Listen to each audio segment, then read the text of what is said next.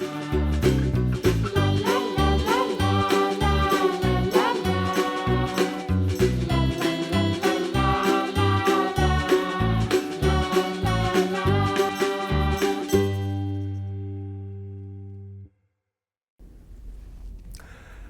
안녕하세요 여러분들. 역사는 최태성 팡. 네, 자, 우리 지금 고려 시대 배우고 있습니다. 그죠? 고려를 고려하세요 라고 제가 말씀드렸습니다. 자, 이번 시간에는 여러분들 대외항쟁, 이 고려란 나라가 참 대단한 나라예요.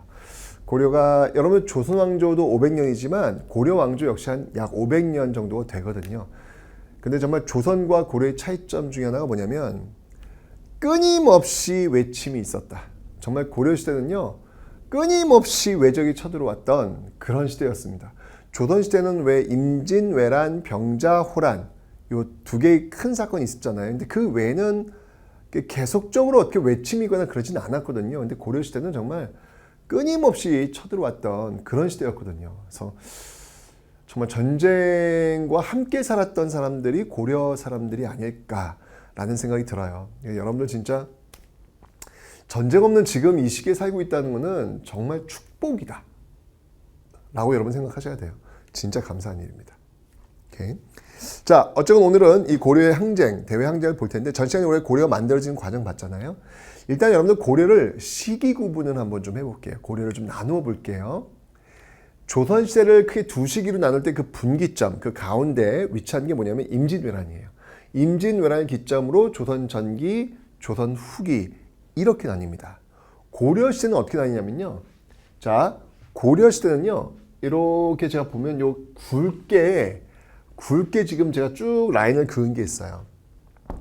이게 뭐냐면 1170년 1170년 무신정변, 즉 군인들이 칼을 들고 일어나서 권력을 잡아요. 사람들 다 죽이면서 권력을 잡아요. 그게 바로 1170년 무신정변이거든요. 그 무신정변을 기준으로 해서 고려 전기와 고려 후기로 나누어 볼 수 있습니다. 조선시대는 조선 500년은 임진왜란을 계기로 조선 전기, 조선 후기. 고려는 무신정변을 계기로 해서 고려 전기, 고려 후기 이렇게 나눠볼 수 있다는 얘기예요. 그러면 각 시대를 이끌어왔던 그 시대의 어떤 역사 주도 세력이라고 할까? 그들을 한번 좀 살펴볼게요. 먼저 고려를 세운 사람들이 누구라 그랬지? 왕건과 같은 그 부류의 사람들을 우리는 호족이라고 부릅니다. 그죠? 호족이라고 불러요. 근데 이 호족들이 시간이 흘러가면서 이제 돈 좀 번 거야. 네, 땅도 좀 있고, 관직도 있고, 뭐 괜찮은 거야. 그러면서 나오는 그들을 뭐라고 하냐면 우리는 문벌 귀족이라 그래요. 귀족. 귀족. 그러네, 귀족. 네, 그들을 우리는 문벌 귀족이다 라고 이야기를 합니다. 그런데 이제 문벌 귀족들이 너무 많은 걸 갖고 있으면서 나눠주질 않는 거야. 특히 무인들, 군인들 차별하는 거야. 열받지. 그 군인들이 결국 칼을 들고 일하는 거야. 이 문관 머리 쓴 사람들 다 죽여라! 죽어가지고 결국은 무신정변이 1170년 일어나는 거예요. 그래서 무신정변이 일어나면서 이 무신들이 권력을 장악하게 되는데, 이 무신정권 당시에는요, 외세 침탈, 이제 몽골이 쳐들어올 거예요. 제가 지금 설명드릴 텐데, 결국 이제 무너져요. 무너지고 원나라, 몽골이 세운 나라 원나라의 간섭기가 들어옵니다. 그 원간섭기에 빌붙어서 성장하는 일제강점기의 친일파들, 그러니까 있잖아요, 여러분들. 그러니까 그 원에 빌붙어 성장하는 세력들이 등장을 해요. 그들을 우린 뭐라고 하냐면 바로 권문세족이다. 권문세족이다. 라고 이야기를 합니다. 이렇게 네 부류들이 존재하는 거예요. 이 권문세족에 이제 맞서서 등장한 세력들이 있으니 그들을 우리는 신진사대부라고 할 겁니다. 이거 이제 나중에 이제 배울 텐데, 바로 정도전, 정몽주 이런 인물들, 조선을 건국하는데, 물론 조선 건국은 정도전이겠지만 그 주축이 되었던 인물들을 우리는 신진사대부다라고 해요. 이런 사람들이 등장하면서 이제 새로운 나라 조선이라는 나라를 열게 되는 겁니다. 아셨죠? 자, 이렇게 저 앞에서 다시 한번 호족, 문벌귀족, 그리고 무신, 그리고 권문세족 이런 식으로 해서 역사 주도 세력이 바뀌어 나가고 있다라는 것을 기억하시면 되겠습니다. 됐죠? 자, 이제 문제는 뭐냐면 그 시대를 책임지고 있는 그 사람들이 있을 당시에 외적이 계속 쳐들어왔단 말이에요. 자, 어떤 외적들이 쳐들어왔는지를 지금부터 한번 확인해 보도록 하겠습니다. 먼저 호족 시대.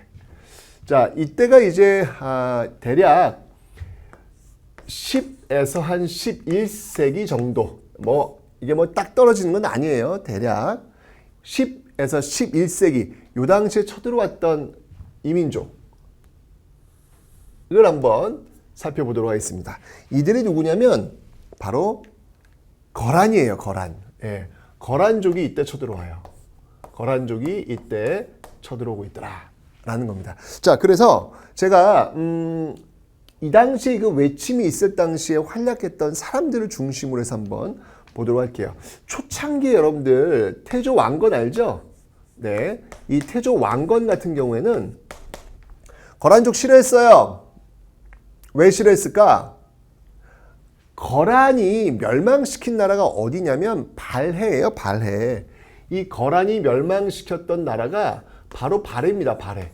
네, 이 발해가 이제 멸망됐는데 여러분 앞서도 배웠지만 발해의 어떤 그 왕족들이 고려에 들어왔다라고 말씀을 드렸고, 발해는 고구려를 계승한 국가예요. 고려는 또 고구려를 계승한 국가예요. 그러니까 다 연결이 되는 거야. 근데 그 나라를 멸망시킨 나라가 거란이야. 싫어. 난 싫어.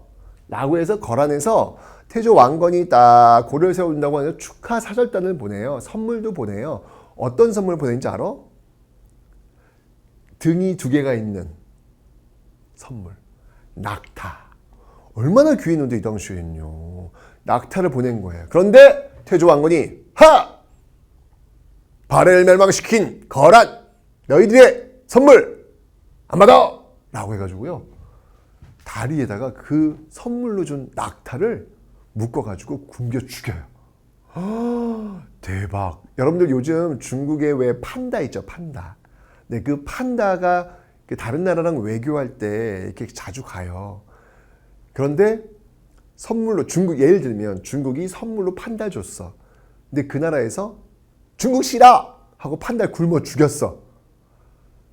야, 이거 엄청난 일이에요. 이건요. 여러분들 엄청난 겁니다. 어쨌건 태조 왕건 때는 그렇게 해서 만부교라고 하는 다리에서 이 낙타를 굶어 죽인 정도로 이 거란과 굉장히 적대적인 그런 모습들을 보이고 있더라라는 겁니다. 근데 좀 시간이 흘러가서 흘러가서 이제 본격적으로 거란이 이제 침략해 들어오는 단계가 돼요. 그때 활약했던 사람들을 한번 좀 정리해 보도록 하겠습니다. 자, 어떤 사람들이 있느냐면요. 자, 이렇게 나눠볼게요. 첫 번째, 거란족 쳐들어왔을 때 활동했던 인물 중에 한 명이 누구냐면 바로 서희라는 인물이 있어요. 기억하셔야 합니다. 이 서희라는 분은 정말 멋져요. 왜냐면 거란족 쳐들어왔을 때 많은 사람들이 거란이 요구한 게 뭔데, 거란은 지금 원래 고구려의 땅은 거란 땅이었다. 우리가 지금 차지하고 있었다. 근데 너희들 고려가 그 고구려 땅의 일부를 차지하고 있다. 그거 돌려내놔. 라고 이제 주장을 하는 거예요. 그때 이제 많은 대신들이 그래요? 그러세요? 이렇게 돌려주자고 이야기를 많이 했단 말이에요. 그때 우리의 서희 장군이 딱 나타납니다. 있을 수 없습니다. 아니, 지금 거란이 우리를 이렇게 지금 얕잡아보고 지금 덤벼들고 있는데 그들과 한번 맞대거리 한번 해보지 않고 이렇게 그들이 원하는 걸 돌려준다면 되겠습니까? 이건 역사에 아주 수치스러운 일입니다. 제가 직접 한번 가서 거란족과 한번 만나 이야기를 한번 단판을 나가보겠습니다. 라고 하는 거예요. 와, 박수. 너무 멋있어. 너무 멋있어. 그죠? 그래서 이 서희가 당시 거란장수 소선영과 거란장수였던 이 소손영과 만납니다. 예, 만나서 와우, 대단해요. 싸우지도 않고요. 서희가 이런 얘기를 하는 거예요. 너희 거란과 우리 고려가 친하게 지낼 수는 있는데 문제는 뭐냐면 우리 고려가 거란 너희 나라까지 갈 때 그 중간에 여진족들이 차지하고 있는 땅이 있다. 우린 거길 통과하기가 어렵다. 거기를 우리가 관리할 수 있도록 해달라. 그럼 너희들하고 좀 친해질게? 라고 얘기를 한 거예요. 그래? 거란이 그래? 줄게. 사실 이 거란은 지금 중국 송나라와 빨리 싸워야 되는 거거든요. 그러니까 협상 빨리 끝내고 빨리 돌아가야 되는 거야. 근데 서희가 그런 제안을 한 거야. 좋은 거예요. 거란도 좋은 거예요. 라고 해서 확보를 해낸 것이 있습니다. 그게 바로 강동 육주라는 땅이에요. 와우. 야, 싸우지도 않고 이렇게 땅을 확보했던 대단한 일이죠. 그러니까 여러분 보세요. 만약 맨 처음에 이렇게 서희의 어떤 외교 담판이 없었으면 싸우지도 않고 땅을 내줄 판이었잖아요. 그죠? 근데 외교를 통해 가지고 싸우지도 않고 땅을 얻은 셈이야. 얼마나 다르냐고요. 얼마나. 항상 여러분들 부딪혀 봐야 돼요. 지레 겁먹고 그냥 난 못해 이러면 안 돼요. 그냥 부딪혀. 아니면 말고 일단 부딪히는 거야. 그런 게 정말 필요하지 않나라는 생각이 듭니다. 정말 대단하신 분 같아요. 서희는요. 세 번째, 근데 이제 중요한 건 뭐냐면 고려가 별로 약속을 안 지켜요. 거란과 친하게 지내겠다는데 별로 이렇게 잘 안 좋아요. 그러니까 거란이 열받은 거야. 자꾸 쳐들어와. 두 번째 활약했던 인물은 누가 있냐면요. 양규라는 인물이 계세요. 이 양규라는 분도 정말 이 거란이 쳐들어왔을 때 이 개경이 함락되는 어떤 그런 모습까지도 보였지만 다시 양규가 잘 싸워가지고 거란을 돌려보냅니다. 그럼에도 불구하고 고려는 여전히 거란과 아주 친밀한 관계를 유지하지 않죠. 그래서 이제 이 거란이 대군을 이끌고 쭉 밀고 내려온 거예요. 그래? 그럼 이번엔 한번 힘 대 힘 붙어보자. 라고 해서 꽝 부딪힌 사건. 그 사건이 그 유명한 바로 강감찬 장군의 바로 귀주대첩이라는 겁니다. 네, 귀주대첩이라는 거예요. 이 귀주가 여러분들 바로 이 강동 6주 중에 하나예요. 네, 강동 6주 중에 하나가 바로 이 귀주대첩이 되겠습니다. 와, 진짜 멋지지 않아요, 여러분들? 외교를 통해서 또는 힘을 통해서 상대방을 제압하는 고려인들의 모습이었습니다. 대박. 그래서 이런 과정 속에서 이런 어떤 그 전란 과정 속에서 거란을 막기 위해서 어떻게 할 것인가 해가지고 대비책들이 있었어요. 자, 뭐가 있었냐면 먼저 부처님, 여기 고려가 불교의 나라예요. 그래서 굉장히 믿음이 강하거든요. 부처님의 힘을 빌려가지고 거란을 물리쳐보자 라고 해서 그때 대장경, 부처님 말씀을 모아놓은 초조대장경을 이때 간행을 해요. 대단하죠? 그리고 바로 이들을 막기 위해서 천리장성도 축조를 합니다. 여러분들 천리장성은요, 우리 역사에서 2번 등장해요. 고구려 때 한 번, 그리고 고려 때 한 번. 고구려 천리장성은 연개소문과 관련이 있어요. 고구려 천리장성은 연개소문이 거기 책임자로 가려고 했거든요. 그때 이 귀족들이 연개소문을 그곳에서 죽이려고 했어. 연개소문이 그 사실을 알고 그 천리장성 축조 관리자로 가기 전에 사람들 다 모아놓고 귀족들을 모아놓고 연회, 술자를 베풀어요. 거기서 신호! 탁! 하면서 그냥 칼 든 사람이 올라와가지고 귀족들을 다 죽이는 거야. 그러니까 쿠데타, 정변을 일으켜가지고 연개소문이 권력을 장악한 겁니다. 예, 그때 이 천리장성 연결되는 건 고구려고요. 이 고려에도 역시 마찬가지로 천리장성이 있었다라는 거, 거란족 또는 여진족을 막기 위해서 만든 성, 천리장성 기억하시면 되겠습니다.